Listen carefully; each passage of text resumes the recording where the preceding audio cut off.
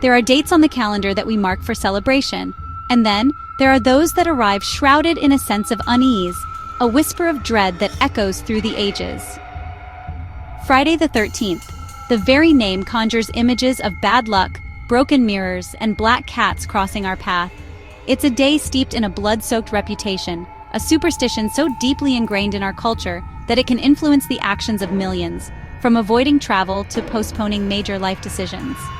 But where does this pervasive fear truly come from? Is it merely a phantom of our collective imagination, or is there something more tangible, something darker, lurking in the annals of history? The fear is not born from a single source, but from a confluence of ancient anxieties. The number 13 has long been considered unlucky, an imperfect digit that disrupts the harmony of 12, the number of months in a year, the signs of the zodiac, the apostles of Jesus. Friday, too, carries its own somber weight, historically marked as the day of Christ's crucifixion. When these two omens combine, they create a perfect storm of superstition, a day believed to be uniquely cursed. This potent combination has been woven into the fabric of Western folklore, a chilling premonition of misfortune that has been passed down through generations.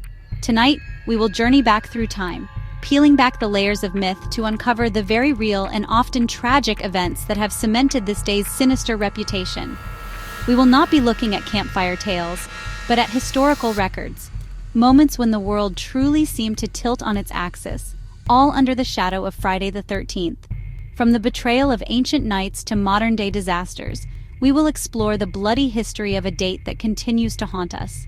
Join me, Readar Nordley, as we confront the darkness and ask, is it all just a coincidence? Our journey begins in the early 14th century, a time of kings, crusades, and immense power wielded by a sacred order of warrior monks, the Knights Templar. For nearly 200 years, they were the stuff of legend, pious, fearless, and astonishingly wealthy. They were the bankers of Christendom, the guardians of pilgrims, and the elite fighting force of their age. Their castles dotted the landscapes of Europe and the Holy Land, symbols of an unshakable power, a sacred trust between them and the popes they served. They seemed untouchable, protected by God and their own formidable reputation. But wealth and power often breed jealousy and suspicion. King Philip IV of France, a ruler deeply in debt to the Templar order, saw not piety, but a threat. He coveted their vast riches and sought to dismantle their influence, which he perceived as a state within his own state. In a meticulously planned and devastatingly secret operation, Philip conspired to bring the entire order to its knees. He couldn't challenge them on the battlefield. Their martial prowess was too great, so he chose another weapon accusation. He would attack their faith, their very soul, with charges of heresy, blasphemy, and unspeakable acts. The blow fell on a day that would live in infamy. Friday, October 13th, 1307. At dawn, across all of France, the king's men moved as one. Doors were smashed open, and the Templars, from the Grand Master Jacques de Molay down to the newest recruits, were dragged from their beds, arrested, and thrown into dungeons. They were caught completely by surprise, their trust in the protection of the crown and the church shattered in an instant. The charges against them were shocking, designed to turn public opinion and justify the king's brutal actions.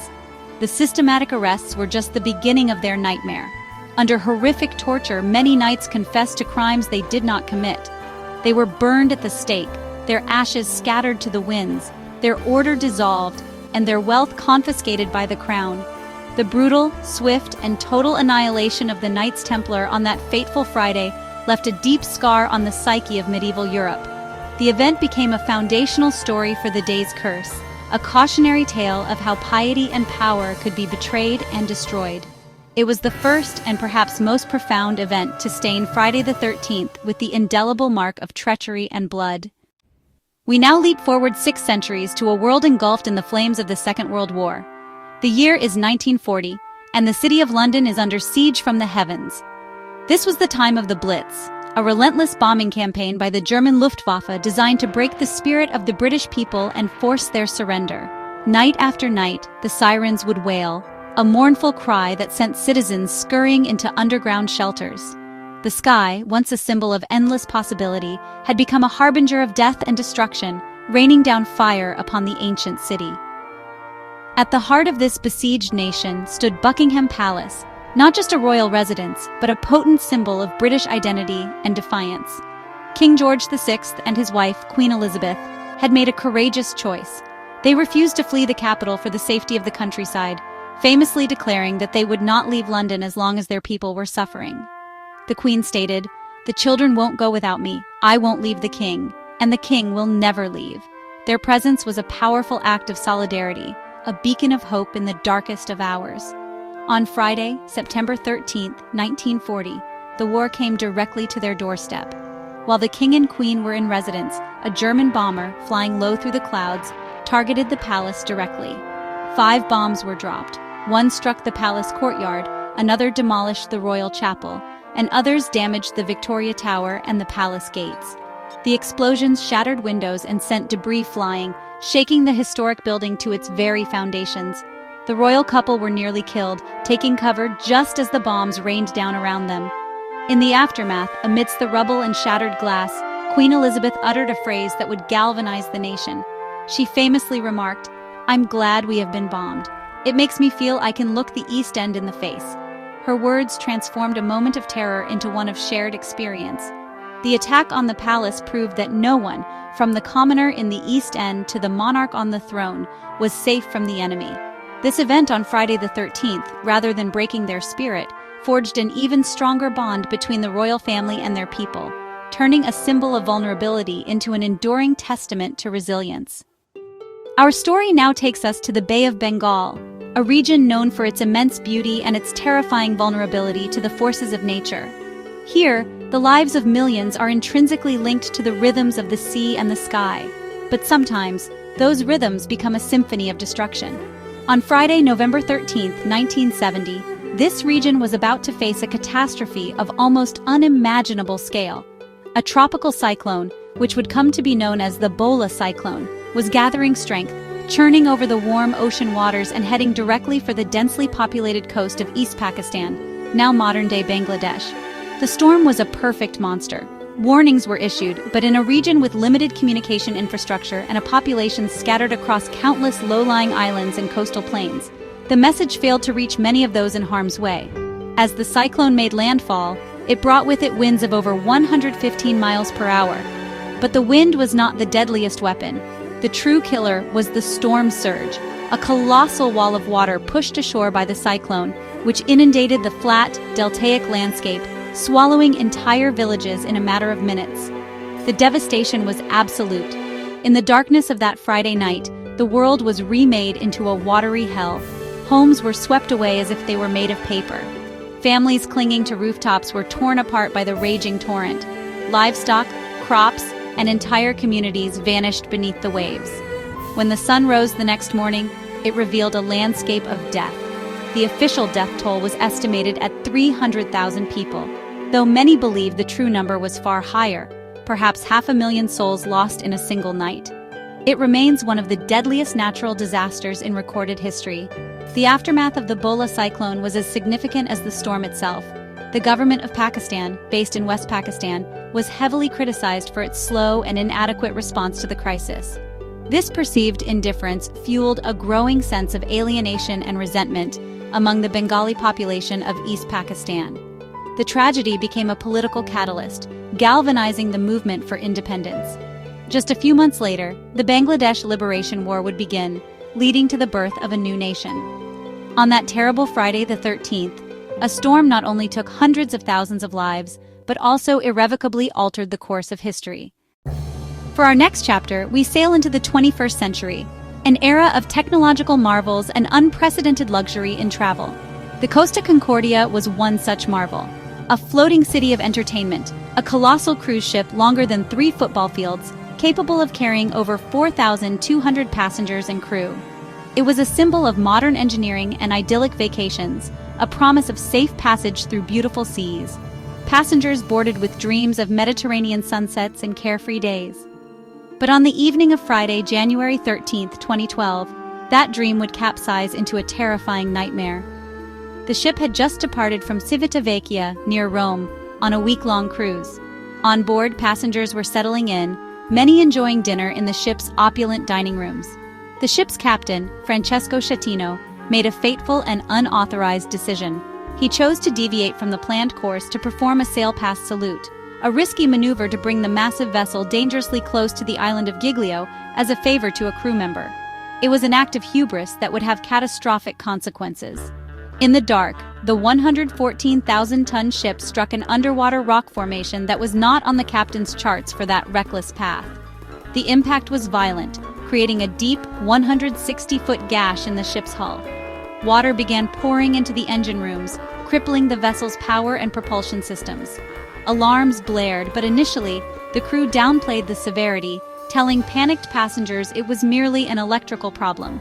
For a critical hour, chaos and confusion reigned as the ship listed heavily, making the launching of lifeboats increasingly difficult. The order to abandon ship came far too late. The ensuing evacuation was disorganized and terrifying. As the Costa Concordia slowly rolled onto its side in the shallow waters, scenes of panic unfolded. Passengers scrambled across tilting decks in the dark, some climbing down rope ladders, others jumping into the frigid water. In the end, 32 people lost their lives in a disaster that should never have happened. Captain Schettino was later convicted of manslaughter for abandoning his ship and his passengers. The haunting image of the once majestic cruise liner lying on its side, a wounded giant, became another tragic entry in the dark ledger of Friday the 13th. Our final story takes us to the glittering, often brutal world of 1990s hip-hop. It was an era defined by lyrical genius, cultural impact, and a volatile coastal rivalry between East and West. At the epicenter of this cultural earthquake was Tupac Shakur. He was more than a rapper. He was a poet, an actor, a revolutionary voice for a generation. His music was a complex tapestry of rage, vulnerability, and social commentary. He was a global superstar, but his life was also marked by controversy and violence, a reflection of the thug life he both chronicled and embodied. On the night of September 7, 1996, Tupac was in Las Vegas to attend a Mike Tyson boxing match. The city of spectacle was abuzz with energy. After the fight, Tupac and his entourage, including the head of his record label, Suge Knight, were involved in a brawl in the lobby of the MGM Grand Hotel.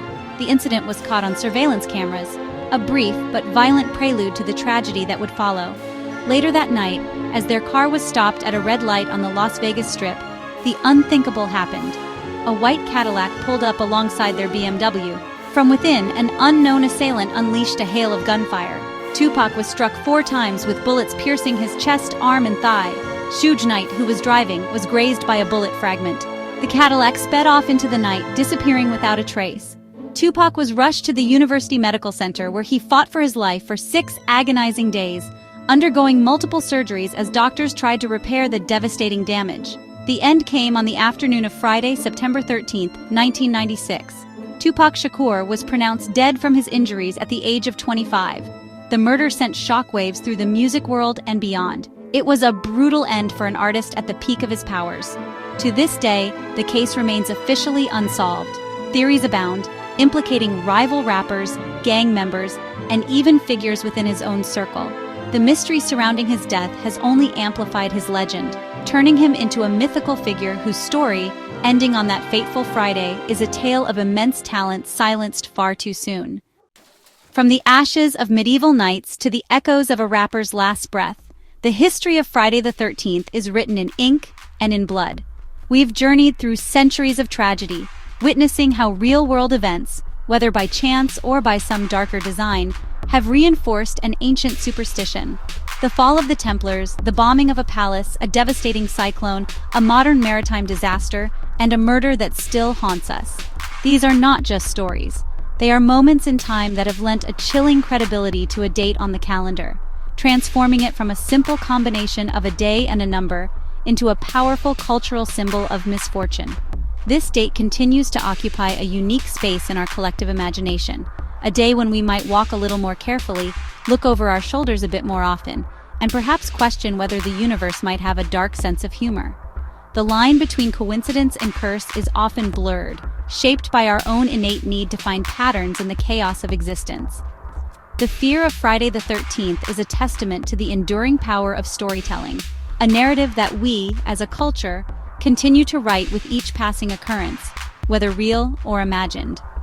The shadow of Friday the 13th is long, and its tales are far from over. It persists because it speaks to a primal fear within us, the fear of the unknown, of fate, and of days when the world simply feels wrong. But now, I want to turn the story over to you. Do you have your own Friday the 13th story? A moment of strange luck, a close call, or a family superstition that you still honor? Share your experiences and thoughts in the comments below. Let's continue this conversation and explore the hold this infamous day has on all of us. Thank you for joining me on this journey.